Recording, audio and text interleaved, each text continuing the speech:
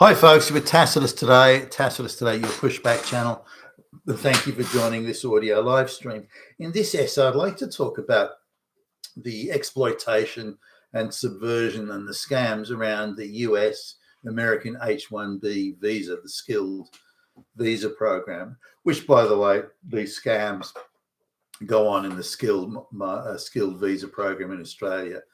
Now, no matter where you go in the world and look at a skilled worker visa program, Indians have got the scamming and the subversion of this down to a fine art. So between 75 and 85% of all alleged supposed skilled workers are Indian. And that alone does that mean that India, the basket case shithole that it is full of geniuses or something? I doubt that very much. But anyway, and that's certainly not my experience. But the numbers staggered me. The more I sort of looked at it, the more I drilled down into it, then I didn't realize there were that many dispensations, that many sort of escape routes, if you like, from the annual cap of skilled workers coming to the United States of 65,000, supposedly 65,000 skilled work visas per annum. They're only meant to go for 12 months. So these people are supposedly skilled workers who are meant to come in, do a particular or specific project where there's an urgent need for high-level skills. Why you would go to third world basket case countries to get those skills is beyond me. Nonetheless, so 65,000, population in the United States, more than 300 million, 65,000 is nothing, you might say. So what's the problem? Now, the problem is the amount of dispensations and the amount of workarounds to get past that cap. So let me just go through some of them. And just to sort of highlight where I'm going here, in 2024, if I've understood the numbers correctly, in the last year of the Biden presidency, I mean, he wasn't the president, he was a vegetable at that point, the people running it around it, that close to 500,000, and that's the known ones, and again, I'll come back to the known and unknown numbers, close to 500,000 skilled worker visas were issued in one form or another. Now, the low end of the estimate, no one actually knows. The low end of the estimates are around 420,000, the high end about 495,000. So close to 500,000, no matter how you look at it. Now, if the cap's meant to be 65,000 and there's 500,000 coming in, but no one really knows how many, then you've got a system that's got a problem and is open to sort of mass nuclear levels of exploitation. So I started, doing a deeper dive and getting into the numbers here. Now, if someone has a master's or a PhD, foreign student or foreign, researcher, skilled worker, whatever, has a master's or a PhD, you can then organize a dispensation and say, well, this person is so skilled that they shouldn't be part of the 65,000 skilled worker cap. The guy's got fucking 10 PhDs, for Christ's sakes. We got to bring this guy in. He's so skilled. Or a master's. So now the numbers are unclear as to how many folks come in, again, primarily from India, who've got all these masters and PhDs and triple PhDs and goodness knows what, and they get workarounds. Now, on top of that, or in addition to that, charities, NGOs, and bear in mind, the NGOs now are a huge part of the Western economies, the activist groups and so on. So universities, again, hotbeds of activism, universities and educational institutions, and charities, NGOs and so on, that entire sector, or even sort of museums and all that type of thing, non-profits, they are not subject to the cap. So they bring in hundreds of thousands, many of whom are professional agitators and stirrers and troublemakers, by the way. They're not skilled at anything other than making trouble and trying to subvert Western society. They're brought in as well in vast numbers as supposedly skilled workers. But the reality is the NGOs and universities so on are exempt from this cap or this limit. So now, how many they actually bring in under skilled worker visas or just plain work visas or short-term work visas and so on, no one actually knows. we can be reasonably sure it's more than $1 million a year, but no one actually knows. And again, none of these people are skilled workers. They're brought in for ideological and political agitation reasons, not because they got any fucking skills. Skills at waving placards on the street or something. Now, let's come and have a look at these workarounds for degrees. Now, India is a corrupt basket case, And when Indians first started coming to Australia in decent numbers, it was in the IT field, mostly the Brahmins. And as I've mentioned in numerous other videos, they would come in and claiming to have PhDs in computer science and PhDs in technology and computer design and hardware design, like designing printed circuit boards and all that sort of stuff. And so there was a big push in the business media at the time. This is like in the 1980s. And I was just a very young sort of up and coming guy. Like I made VP before I was 30, but these were people coming in. The media outlets were saying, look at these people, they're all fucking geniuses.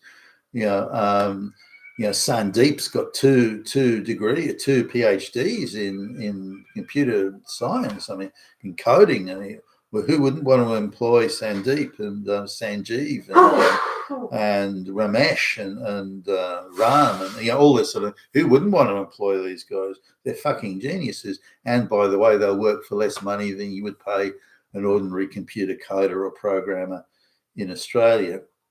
So some of the members of the board of directors of the company I worked for had seen this gushing media coverage, and they were leaning on me quite heavily to say, look, you can get all these geniuses for half the price and so on. Why aren't you doing it, Billy Bob? And I tried to explain to them that the bit that I already knew about this, that the media pieces were certainly over-egging the pudding to the nth degree, and that the reality is quite different. No, nonsense, Billy Bob. You get out there and you start hiring some Indians and so. So anyway, I did, just to shut them up and get them off my back. I did it. But I was half of the feeling, look, if you can get these geniuses for half the price, then I could sort of double the output in the R&D department, because we were doing a lot of software R&D at the time, and new products, and so I thought if I can turbocharge that section and without blowing the budget, then why not? Why wouldn't you do it? And so I still, to some extent, I had that a hope. I had a hope that it would work out that way rather than that it would. Now, the first Indians were hired, who are impressive guys. They're impressive in the sense that they're quite sociable. They're knowledgeable in the classics. They can talk about all sorts of things. As in terms of philosophy, they're pleasant and interesting people to talk to. If you're looking at that Socratic philosophy type stuff, but they were hired and being paid to do work, and the Brahmin mindset that because they're at the apex of Indian society, that merely their presence in your workplace is the gift that they give to you. The idea that they would also do work is the idea that they'd be required to do work. The idea that they would be accountable for doing work is unthinkable to these people. And these guys made it pretty clear. But more than that, and this is the material part, that they didn't have the PhDs. They either didn't have them, they'd fabricated it entirely, which they thought was quite acceptable. Look, I'm of a high social standing. If I say I've got 3 PhDs, no one will question me in India because my social standing has got.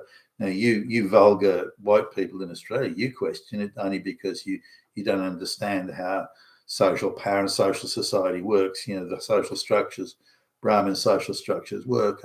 So that's because you're so uncouth and vulgar and so on. So it came down to it that if they did have a degree, they bribed somebody to get it.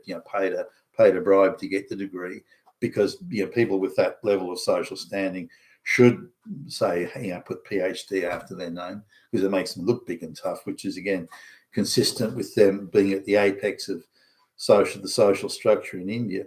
But they're quite unprepared. Certainly, the ones I came across, quite unprepared when they come to the West. That they're actually required to do work. They just can't get their heads around it, or these ones couldn't. It got down in the end, right? Okay, while I'm looking right in front of me right now, cut a line of code. And you say you're an expert in this or that software. Cut a line of code right in front of me now. No blustering, no waving your hands, no screaming and shouting about your social status or something. No, cut a fucking line of code. You're being paid to do that job. If you want to come in and not get paid, that's different. But you're being paid to do this job. This is what you have to do.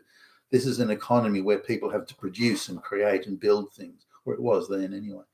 And they just couldn't do that. Once they knew the jig was up, then they would get all smarmy and smiley and philosophical. Hey, okay, all right, you got me out, you caught me. But who cares? I mean, I'm someone of great social standing. That should be enough. Why are you caring about this work? You silly, vulgar little white man.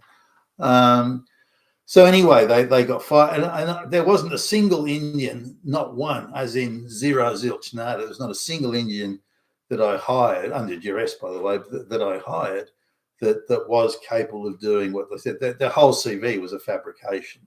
They hadn't that experience. They had no knowledge. It's not like they were, just sort of gilding the lily a little bit and saying that they didn't. They'd done some work in this software, but they weren't as expert into it as they were claiming. It wasn't even that. They didn't know squat, like zero, not squat. They didn't know anything. So the whole thing was a fabrication, and they believed that because of their social standing, nobody would question what they were saying. It's vulgar for someone of a lower social standing to question someone of a more, higher social standing. It just doesn't happen in India. And I was reminded of this by these Brahmins, that I was of a lower social standing than them. So I had no right to question them or expect them to do work or expect them to do productive work. So the reality was that every single Indian I came across had nowhere near the capabilities they claimed, and certainly in the majority of cases had no capabilities at all in that area. So now let's transpose this into the Indian labour hire firms and so on that certainly predominate the H1B visa thing, and the scams and the amount of people that are doing really basic maintenance work on maintaining government department computer systems and things like that. Really, they've just got a checklist to go by. They just go through the checklist and that gets ticked off and so on. So you don't really need to be a technician. I've never been able to go to an Indian and have a problem actually solved or a mistake corrected or anything like that. Never. I've always got to go to the white guys to have that done. Can the Indians just pull out the checklist and tick the boxes as they go down the list? Sure. But do you need to import people and claim that they're skilled workers to do that? Of course not. So not only are millions of people being brought in, the majority of them, if they're Indian, and they are, around 80% are Indian, then their qualifications and credentials, those that claim they have a degree or master's and a PhD, the vast majority of them will not have that. And most of them will have, at the very best, a community college diploma in computer coding at best, and many not even that. And they're just hoping to sort of pick it up on the job. Now, given that they're surrounded by other Indians, their boss will be Indian, the labour hire firm will be Indian, and they've got a lot of layers of protection in there, so they won't be found out or caught out or noticed. The white people who are paying for all this won't notice it, or the Indian work is so cheap they won't particularly care, or there'll be kickbacks paid or something like that. Now coming to the issue of what happens after the work visa, the skilled work visa time has expired, 1 or 2 years, whatever it might be. Well, there's various off-ramp programs here, such as optional training, OPT and things like that. And there are numerous programs there where these H1B visas can then slip into a separate program where they're supposedly sort of studying or getting additional training, or they're assisting with this or working in that. It's sort of like a paid internship, I suppose you'd call it. But then they slip in. But that's where they slip into then the Indian labour hire thing, where they then go off and become pizza delivery guys, or flip burgers, or so anything to stay in the rich first world country. And that is then a massive scam. And then millions, and given they can stay on that for 3, 4, even 5 years in some cases, then you've got now millions of them churning and burning and churning and rotating in and around that, and then then coming back through the circuit, through the labour hire firm or the migration labour hire firm, as a lot of them are merged together in effect. And again, then coming back in as an H1B visa, then back out as an OPT, and just doing the round robin. So these are scams of monster proportions going on. Millions of Indians are floating around the United States, Australia, the UK, and so on, Canada and the like, on these scams. And the whole thing needs to be shut down. It's a fucking disaster. And the Indians are they're professional scam merchants in my view. And again, they don't see it that way. They say, well, we have we're entitled to get out of dirt poor India where we can't even breathe the smog, and we want to come to the relatively clean, rich white West, and we're entitled to do that. And why not? We're only going to have a better life, and so they come over and think they're entitled to. But there's nearly 2 billion people in the Indian subcontinent, including like Pakistan and Bangladesh. All of them want to get the fuck out of the subcontinent because it's a shithole. It's a basket case, failed state shithole, and they all want to come to the West. And they're prepared to tell any lie, engage in any level of deception to do it. Now, I guess it's important to have a backdrop where you can't take a shit in India or the subcontinent without bribing somebody.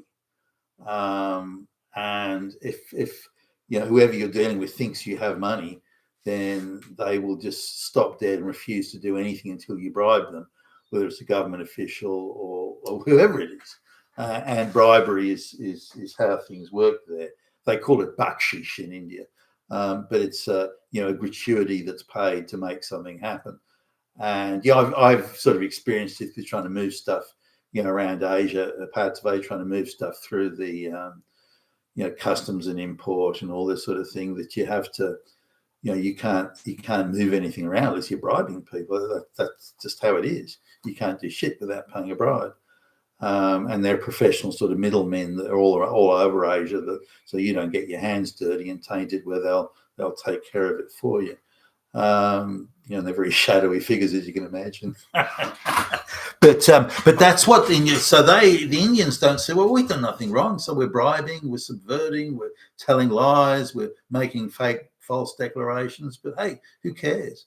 And they honestly believe that if you believe their lies, then you've become their confederate in the overall lie. And it's kind of your fault as well, because you shouldn't have believed them. But that's where it is. So the H1B visa just the whole thing needs to be shut down, and urgently. You've been with Tacitus today, your Pushback Channel. Thank you for listening.